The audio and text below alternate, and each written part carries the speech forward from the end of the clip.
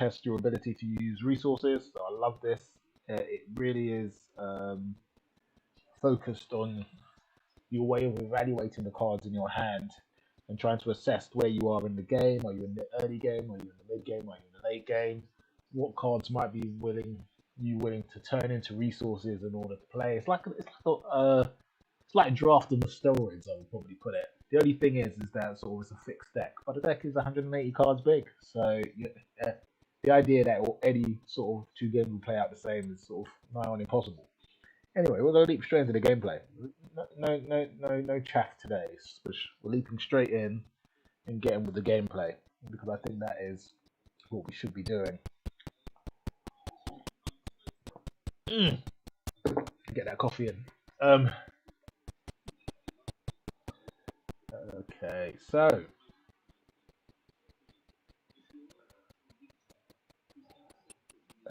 the quick evaluation of the hand.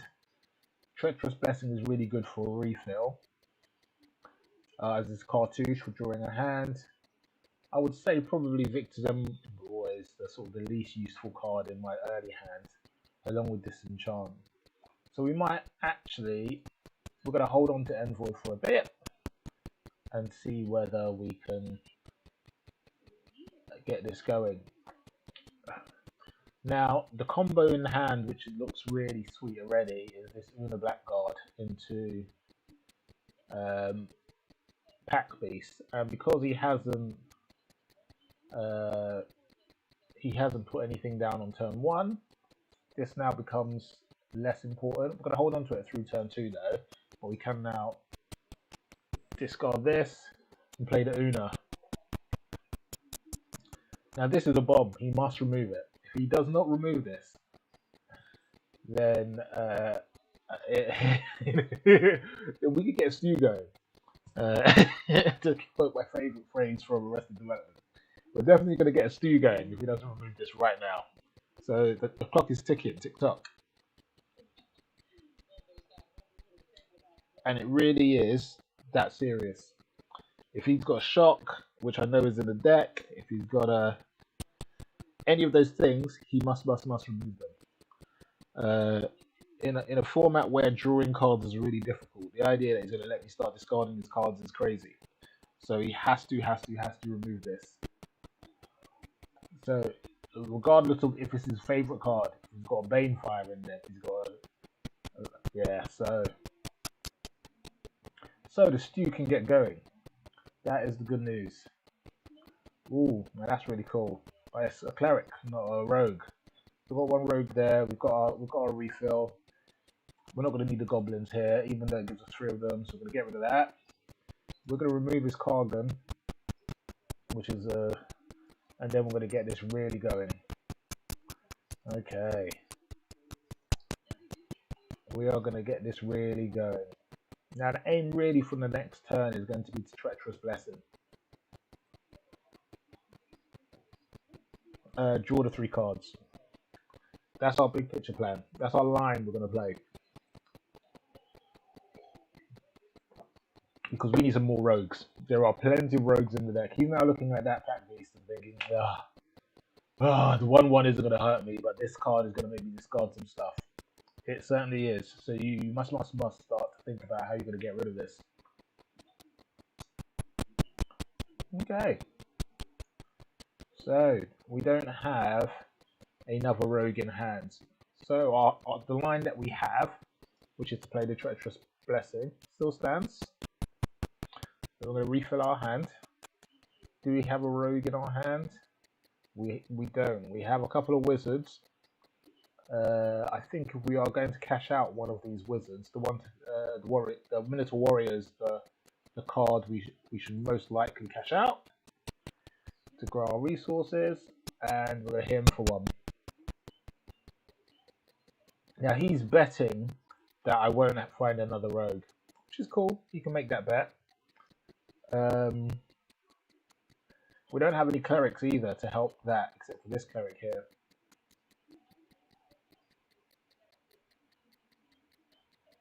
I think the Naga cleric is really good.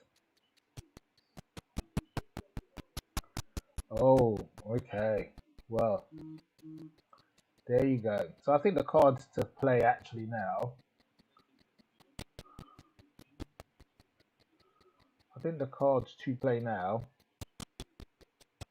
Okay, so we are going to trade in. We are going to trade in our Demon Cleric. Maybe. I don't know. I don't know.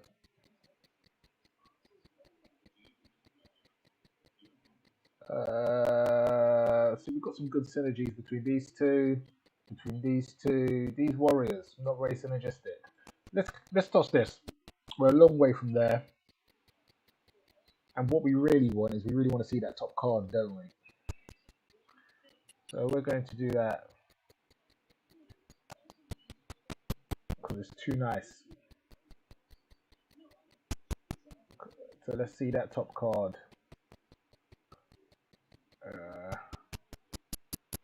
Okay. So that's a rogue. Good work. So I think our Bloodshot trainee is going to be cashed in so that we can play this rogue and get the 1-1. That is my feeling. I'm going to hold that thought. He's now looking at our treacherous breast and thinking that's going to kill me. I'm like, no. My intention is to smash you in the face. 100% certainty.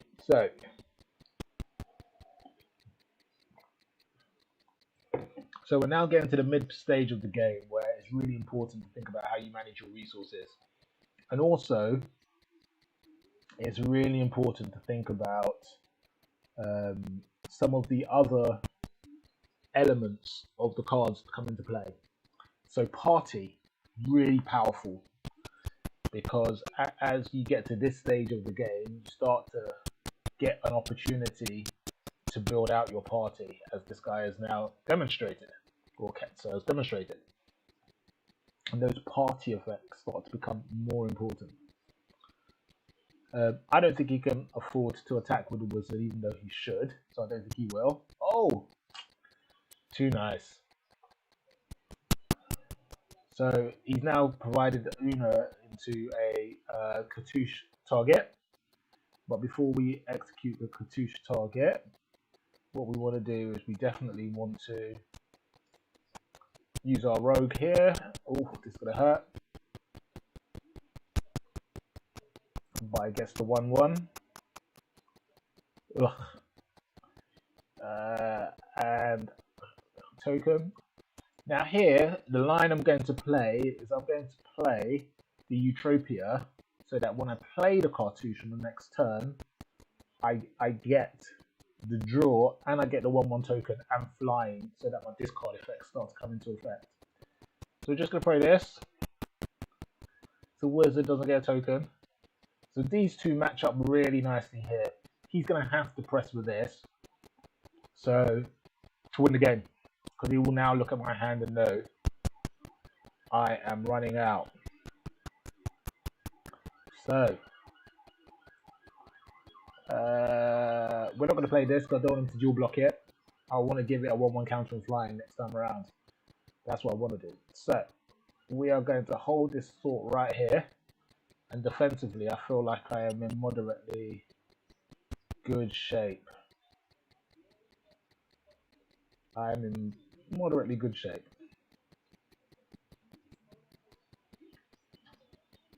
This is not very useful. So I'm hoping the card underneath this might be useful. That's why playing Naga here was very important.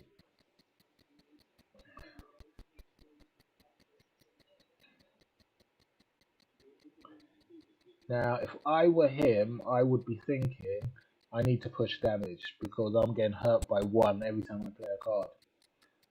And that is a discouragement later on in the game to play cards. So he has to push with the wizard. I can't see how he doesn't push with the wizard. If he doesn't push with the wizard, that means he doesn't understand how to win the game.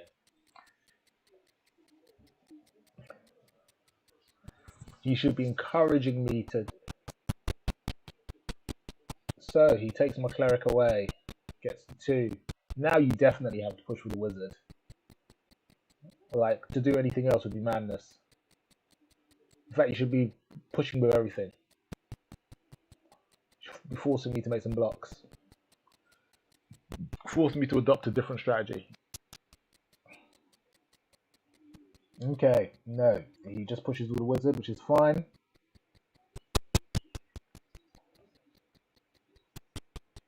Which enables me to take the option of I get to play this on here. I'm going to take the pain.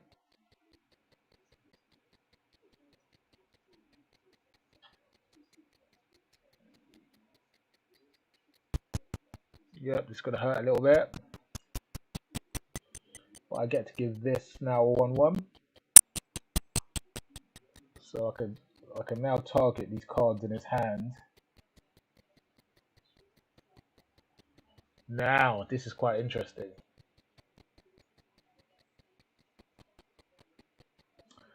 So what I need to do is I need to take away his wizard. So we are going to take the pain of one more to see if I can remove his wizard.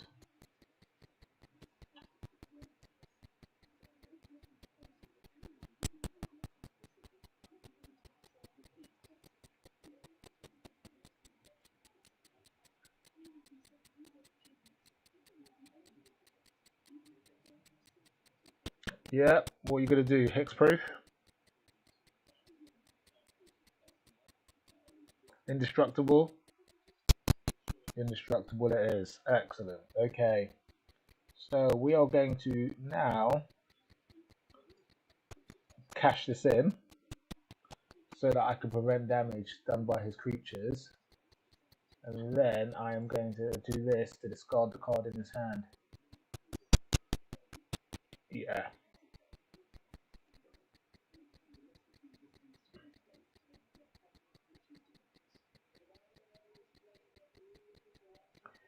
Yeah, so a card in your hand has to go.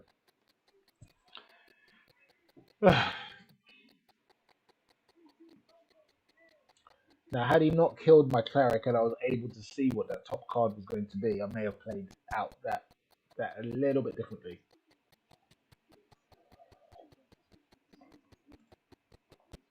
Okay. So now, Utopia's work is done. So if I need to trade it with one of these, I can. That sucks. That sucks a lot. He gets to refill his hand.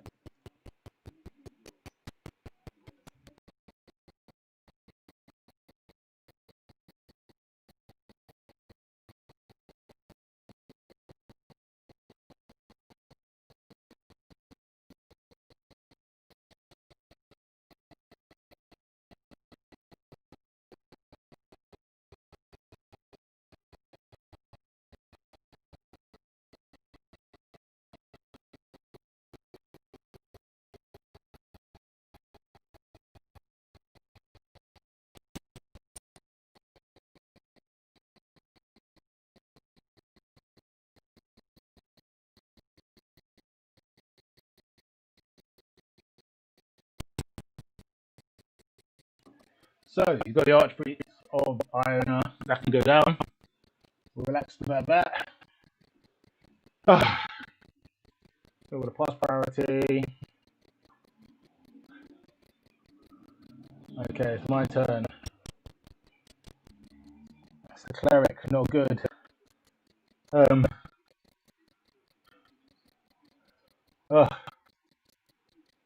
we're going to play it. It's going to cause us a bit of damage. But hopefully, should I gain a life gain creature,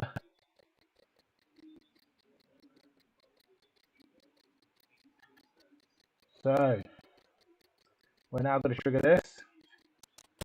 We don't want this to be able to be blocked, and we want to discard 2 cards in his hand, like magic. Okay. I now don't have available to me to thwart the enemy. Well, we're gonna keep calm.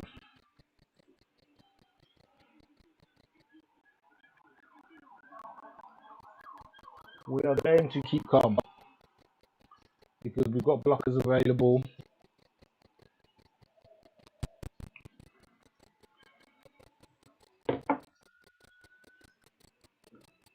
And really, the pressure's on him. The pressure's not on me. The pressure's on them.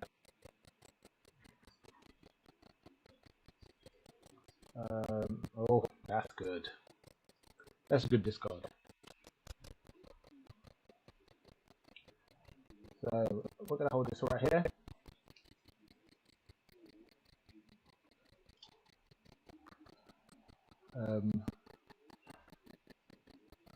I'm wondering what he's holding in hand that he didn't feel able to discard.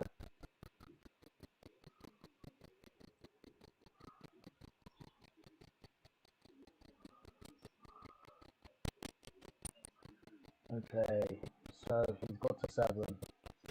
You could have played out to devastation at 5. So I can't imagine what he's got here. 5 damage he wants to do. Cool. Okay, he wants to take me down to 1. No more cards then. Fine.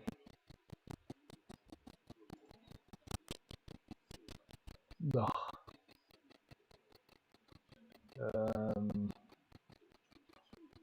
Okay, so we're going to keep on pushing this button.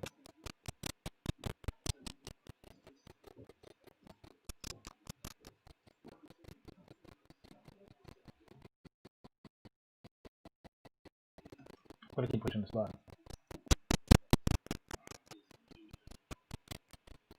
Okay.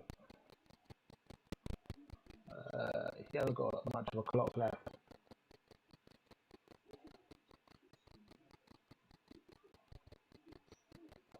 Doesn't have much of a clock left.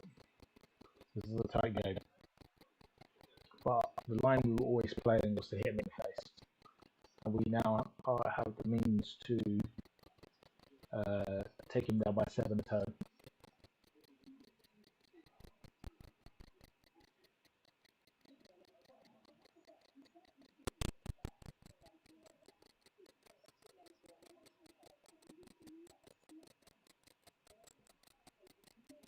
He's thinking about what card to play here.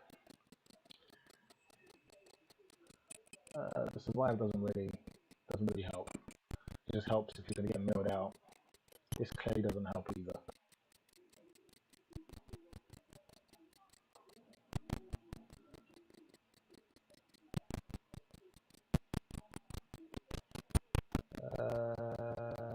He's looking to wipe the board, is he? Okay.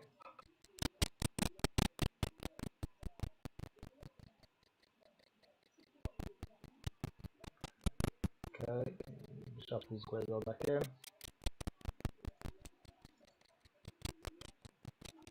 Okay, so we're going to activate. We're going to activate. Oh, I don't have any more. Okay.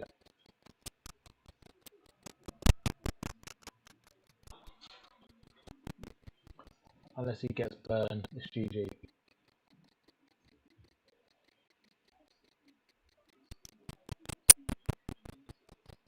That is outrageous. This game is sometimes outrageous. This game is sometimes outrageous. This game is just sometimes outrageous. So, to recap what just happened there, is Royal is a one-off in the deck. Royal is a one-off in the deck. 2 turns ago, he plays Royal. 1 turn ago, it was 2 turns ago, he plays Royal for the kicker in order to do 5 damage to the face. He then uses the Aftermath, which is the B side of the card, to shuffle his graveyard into his deck. And then he draws the Royal to finish me off the top.